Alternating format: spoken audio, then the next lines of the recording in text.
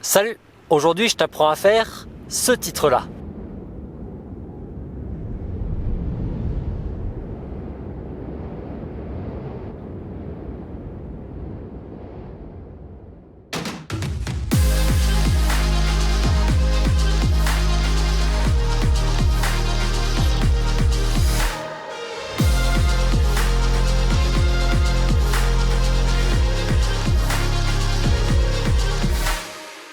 Allez, bienvenue pour une nouvelle vidéo. Après un premier tuto sur ce titre dévoilé par une voiture, puis un second sur ce titre cinématique très facile, aujourd'hui je te propose un troisième très populaire, celui-ci où le texte dépasse la caméra. On va apprendre à le faire dans les deux sens, en zoom et en dézoom. Si tu es nouveau sur la chaîne, bienvenue, moi c'est Nico, je te propose plein de trucs dans l'univers de la vidéo et du drone, avec notamment plein de tutos montage ou d'effets spéciaux à faire avec son drone. Bien, dans ce tuto, on va voir deux méthodes pour réaliser ce titre. En premier, la plus facile, mais sur After Effects. Et comme je sais que beaucoup n'ont pas After, ensuite on verra une seconde méthode sur le logiciel de montage Premiere Pro. Alors je précise de suite, aujourd'hui c'est un simple tuto pour vous montrer comment créer un texte qui dépasse la caméra. Pas un tuto pour vous montrer comment traquer un texte dans un décor. Ça, on le verra dans une prochaine vidéo. Ce tuto est chapitré, donc si vous souhaitez directement accéder à la seconde partie, vous pouvez. Et on attaque de suite avec la première méthode, After Effects, c'est parti. On se retrouve sur le logiciel After Effects. Déjà, il faut choisir le bon plan. Alors ici, il ne faut vraiment pas s'embêter et prendre un plan qui va en marche avant ou en marche arrière, sans déplacement sur un côté, et si possible avec une vitesse constante. Donc le plan avant-arrière le plus classique possible qu'on fait avec un drone. Je vais prendre celui-ci par exemple de mon côté. Ok, je prends mon plan et j'en crée une composition automatique en le glissant sur ce symbole-là. Voilà, la comp est créée. Bien, mon plan, c'est un mouvement avant du drone qui va passer à travers les arbres. Donc ce qu'on va faire ici, c'est qu'on va créer un texte et on va lui donner l'illusion qu'il est au même niveau que les arbres. Donc je crée un texte simple en prenant cet outil-là. Et je vais écrire Arco Drone sur deux lignes. Ensuite, je me mets bien au début dans la timeline et je vais donner à mon texte une taille plutôt petite au début. Comme si on le voyait de loin près des arbres. Puis je vais bien centrer ça. Bien, c'est OK. Maintenant, dans la timeline, mon calque de texte, je vais le passer en 3D. En appuyant ici sur ce petit rectangle sous ce cube là symbolisant un calque 3D. Vous voyez également que le cube apparaît maintenant dans le rectangle. Si vous ne voyez pas le cube en haut, c'est que ici vous n'avez pas activé les options de calque, donc il faut bien cocher ça. Ok, le texte a maintenant des réglages 3D. On affiche le réglage position du texte et on se place bien au début et on active le chronomètre sur la position, histoire d'avoir un premier point clé. Maintenant on va avancer dans la timeline jusqu'au moment où le drone double les arbres. À ce moment-là, vous voyez, il double l'arbre de gauche. Comme on veut que le texte soit au même niveau que cet arbre-là, ça veut dire qu'à ce moment-là, le drone passera également à travers le texte, donc on ne le verra plus. On reste sur cette image et dans le réglage position de notre texte, on va réduire la position Z, c'est la troisième valeur ici. On la réduit très fortement, et vous voyez que le texte se rapproche peu à peu. Eh bien, on la réduit encore, jusqu'à ce que le texte dépasse la caméra et disparaisse totalement. Voilà, on peut facilement dépasser les moins 2000 en position Z. Nickel, eh bien on a quasi fini. Pour que le déplacement de notre texte soit fluide, on va lui rajouter un flou de mouvement, en cochant cette case-là, qui est sous les trois cercles. Et ensuite, en activant de manière générale le flou de bouger sur la comp ici. Et bien voilà, sur After, avec l'axe Z, c'est très facile, la vitesse va directement matcher et le titre est fini. La clé, c'est vraiment de caler la progression de notre texte par rapport à un élément du décor. Même si c'est pas parfait, encore une fois, on ne cherche pas ici à traquer notre titre par rapport au décor, on a quand même bien la sensation que le texte est toujours au même niveau que les arbres. Ça tout simplement parce qu'on l'a fait disparaître en même temps que le drone double les arbres. Yes, ça marche vraiment bien. Si vous souhaitez faire l'inverse, un plan qui dézoome avec le titre qui surgit de derrière la caméra, la manip, eh bien elle est quasiment la même. On a juste les deux points clés qui sont inversés. Placez-vous à la fin du plan, rajoutez le texte en petit au milieu, puis ensuite mettez un point clé en position, et ensuite placez-vous au tout début du plan et faites avancer le texte avec l'axe Z jusqu'à qu'il disparaisse. Pareil, essayez de vous caler par rapport à un élément du décor. Super, on a vu la méthode facile, mais qui nécessite After Effects. On passe maintenant à la méthode sur Premiere Pro. Allez, deuxième méthode, on se retrouve sur le logiciel Premiere Pro. Alors je vais redire un petit peu pareil que pour After Effects au début. Déjà dans un premier temps, il faut bien choisir son plan. Et pour ça, il faut tout simplement prendre un plan le plus standard possible, un plan en marche avant ou en marche arrière. Pas de déplacement sur les côtés et pas d'inclinaison de la nacelle. Bien, on commence par un plan en marche avant, celui-ci. Ici, on va créer un texte qui va se rapprocher de la caméra pour finir par la traverser. Enfin, c'est plutôt la caméra qui va traverser le titre. Première étape, créer le titre.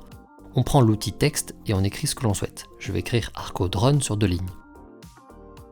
Alors, on va l'agrandir le plus possible. Je vous conseille pour ça d'afficher la fenêtre qui s'appelle Objet graphique essentiel, qui se trouve dans l'onglet Fenêtre ici. Vous la voyez ensuite sous cette forme-là. Et elle vous permet plein de réglages possibles pour votre texte. Là, on va donc agrandir au maximum le texte, tout en le gardant en entier à l'image. Ici, pour mon texte sur 2 lignes, je peux l'agrandir au max à 400%. Et ensuite, on clique ici sur ces 2 logos-là, pour centrer horizontalement et verticalement notre titre. Parfait. Et bien maintenant, on va créer le mouvement du texte. Alors, il n'y a pas beaucoup d'opérations, mais vous allez voir, l'une d'entre elles est moins facile que sur After Effects. On va jouer sur le paramètre échelle, mais pas l'échelle standard. Pour ça, on va récupérer un effet de transformation. Dans la bibliothèque de tous les effets possibles, on va aller dans Effets vidéo, puis Déformation, et on voit ici l'effet qui s'appelle Transformation. On le sélectionne et on l'applique sur notre texte. Dans cet effet, on retrouve le réglage échelle, sauf que grâce à lui, on pourra également appliquer un flou de mouvement à la fin, chose qui n'est pas possible si on modifie l'échelle de base. Donc notre plan est en marche avant. Le titre, lui, il sera donc très petit au début, puis petit à petit, il va se rapprocher de la caméra pour enfin la dépasser. Alors l'idée dans votre plan, c'est de trouver un repère à l'image pour votre titre. Ici, on va faire comme si le titre était au même niveau que ces arbres-là. Donc je me mets sur la première image, et dans le paramètre échelle de l'effet transformation, je vais réduire la valeur pour caler le titre dans les arbres, disons 20%. On active le chronomètre ici à côté de l'échelle pour que Premiere Pro retienne la valeur au début du plan. Ensuite, j'avance dans le plan, et je vais m'arrêter pile quand le drone dépasse l'arbre de gauche, ici. Je souhaite que mon texte soit au même niveau que l'arbre, donc dès que la caméra double l'arbre, eh bien elle doublera également le texte, et donc à ce moment-là le texte doit avoir traversé la caméra ou presque. Je reste bien sur cette image-là, et là je vais tout simplement augmenter fortement l'échelle de l'effet de transformation, pour que le titre grossisse et disparaisse. Alors on va taper dans une valeur très élevée.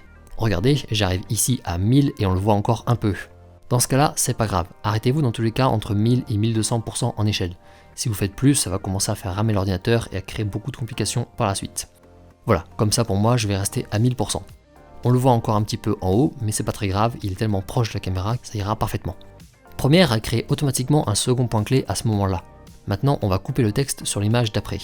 Donc dans la timeline, on se déplace d'une image et on coupe notre texte. La caméra l'ayant traversé, il aura complètement disparu. Bien, on a créé le mouvement, sauf que regardez le résultat. Le mouvement ne rend pas du tout linéaire. Il grossit hyper rapidement et très lentement après. C'est vraiment très moche.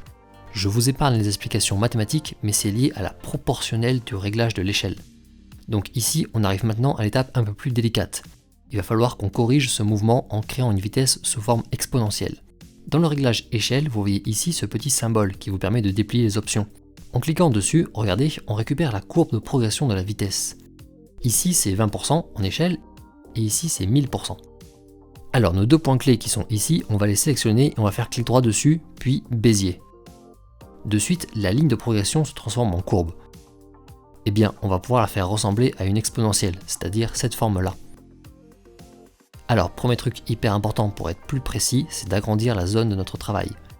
Donc déjà, j'étire la fenêtre ici en largeur. Et ensuite, cette petite ligne grise que vous voyez là, je la sélectionne et je vais l'amener vers le bas pour agrandir en hauteur cette zone. Voilà, maintenant j'ai beaucoup plus de place pour travailler proprement. Vous voyez en bleu ici les outils qui vont nous servir pour modifier la courbe. Celui de gauche touche à la courbe près du premier point clé, et celui de droite à la courbe près du second point clé. Je commence par celui de droite. Je vais l'amener vers le bas le plus à droite possible. Et ensuite, celui de gauche, je vais également l'étirer vers la droite, mais attention sans trop l'élever, histoire que la courbe reste bien basse au début. Mais attention, le piège ici, c'est qu'il ne faut pas non plus que votre courbe grise passe en dessous de votre premier point clé. Sinon votre texte va faire du yo-yo, des va-et-vient, il va zoomer puis dézoomer. Vous voyez ici par exemple ma courbe grise, eh bien elle descend un tout petit peu avant de remonter. Ça c'est pas bon, il faut toujours qu'elle augmente un minimum. Comme ça. Là on a maintenant une courbe qui se rapproche d'une exponentielle. Faites play sur votre séquence. Vous pouvez voir que c'est bien mieux. Et en fonction, eh bien ça va être à vous de modifier de nouveau un peu la courbe au début ou à la fin selon les petits défauts que vous voyez encore. Un texte par exemple qui avance pas assez au début ou qui accélère trop au milieu. Et au final, en travaillant bien sa courbe, eh bien on obtient ça. Là c'est plutôt cool, on ne cherche pas encore une fois à être parfait avec un texte traqué dans le décor, mais on retrouve bien la sensation que notre titre est bien traversé par la caméra. Bien, dernière étape facile, ajouter un flou de mouvement à notre texte. Pour ça, on retourne dans l'effet transformation de notre texte. Dans angle d'obturateur, on va mettre 180. Et juste au-dessus, on va décocher la case utiliser l'angle d'obturateur. Et hop, vous voyez, maintenant sur les bords de notre texte, on a un flou de mouvement. Et voilà, eh bien on a fini notre titre. Alors, si vous souhaitez faire le titre inverse, c'est-à-dire un titre qui surgit de derrière la caméra, ça va être les mêmes manips, sauf que les 2 points clés en échelle, eh bien ils seront inversés. Créez votre texte bien gros, et ensuite placez-vous à la fin du plan. Ici, vous pouvez le mettre en petit en activant le chronomètre. Puis vers le début du plan, là où vous souhaitez que le titre apparaisse de derrière la caméra, agrandissez fortement l'échelle, donc dans les 1000%. Et ici, de nouveau, on va passer nos 2 points clés en mode Bézier, puis modifier la courbe. Cette fois-ci, vu que le titre est gros au début puis petit à la fin, il faudra faire une courbe en forme de décroissance exponentielle, donc l'inverse, celle-ci. Une fois OK, il n'y a plus qu'à mettre 180 en angle obturateur et c'est tout bon. Vous venez de créer un titre qui surgit de derrière la caméra.